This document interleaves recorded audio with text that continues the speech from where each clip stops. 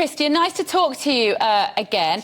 The government are very proud of the fact that they say we're cutting emissions faster than any G7 country. Is that also why we have the worst economy than any other G7 country? Well, the two aren't completely linked. However, if we don't get control of our emissions, if we don't get control of climate change, then our economy will suffer in the long term. So we have to sort out getting to this net zero, whenever that may be. You know, this report says there's no chance of us getting it to by 2030. So we have to look again at that. We have to either ramp up actions or we have to look again at our kind of targets that we've set ourselves. But if we don't do that, the consequences could be catastrophic, not just for things like farming and agriculture, but also for economy as well. So the two are linked, but in this case, we need to kind of make sure that we are bringing the two together in a sustainable and a pragmatic way. And I think that kind of pragmatic way may have been missed at certain points. Christian, I hear that, but a lot of people watching this programme and listening will be thinking, I'm struggling to pay my bills, I'm worried about my mortgage, and yet I'm paying hundreds of pounds every year in green taxes on my gas and electricity. I'm afraid if I was Chancellor of the Exchequer, I'd be stripping those out of our gas and energy bills just for a couple of years to help during the cost of living crisis. Because, to be honest, our little bit towards global warming makes very little difference when you've got China, Brazil and India pumping all that stuff into the atmosphere, and they're doing very little to curb it.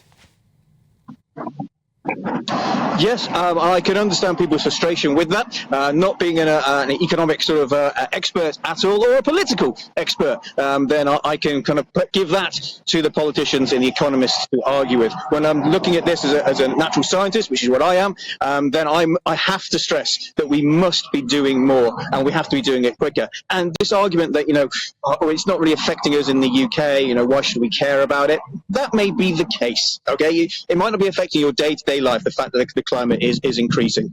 It actually is, but if you look at it, but you might think it's not. But if you go to somewhere like the Mekong Delta, where people's livelihoods are being completely destroyed because of climate change, they're seeing the effects right now. So as a developed, as a relatively wealthy country, I think that we should be trying to do our bit. And the argument that other countries aren't doing enough, it doesn't really stack up. I mean, the issue is that we should be doing something about it.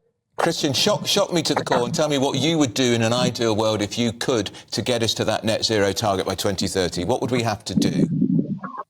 I think the first thing is we have to look at the energy that we have. Renewables, yes, but we have to be looking at nuclear as well. We have to be looking at massive investments in that. And we have to be looking at this as a holistic issue as well, not just kind of having a department to look at this in net zero, which the government has. This has to be across everything that we do. But you're totally right. We have to be doing this in a pragmatic way, and we have to be doing it in a way that understands that people are struggling to pay their bills. So how do we support that? That is a question for politics, and this is the problem when it comes to addressing such a big issue, is that politics is on a 5-year timescale. This has to be looked at in a much longer timescale than that. Christian, I mean, one of the things that one of the biggest producers, in fact, the biggest producer of carbon emissions in the UK in terms of industries is actually the construction industry. Making concrete, building houses is actually bad for the environment.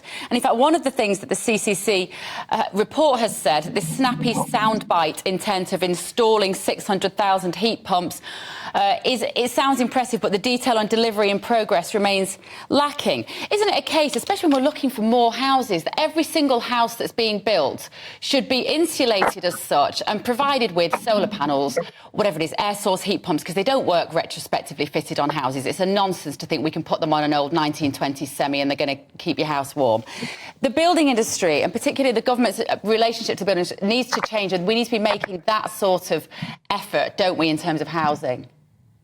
100%. This is what I say. We have to be looking at this holistically. I mean, you were just talking just then as well about water. Well, if we had our development, our new buildings, our new houses built correctly, we could be helping with that water issue as well. We could be using our new houses to harvest rainwater. We could be using our new houses that we use grey water for flushing our loos, for example, which would take an awful lot of the pressure off our water issues. We should be looking at incorporating SUD, sustainable development, sustainable drainage systems in our new developments as well, which could again reduce the pressures on our water industry. So we have to be looking at this holistically, and to say, oh, it's too expensive, we can't be doing this. If we don't do it, then the problems are going to stack up, like the water issue, for example. Our bills are looking like they might be going up 40% because the water industry, yes, it's not done its job properly, but as well as a society, we've not got a grip on future-proofing our development, our buildings, our infrastructure, the way our country runs for a changing climate. And that is the issue. Our climate is changing. We've got rid of our wetlands. 75% of our wetlands have been destroyed since 1700. These are fantastic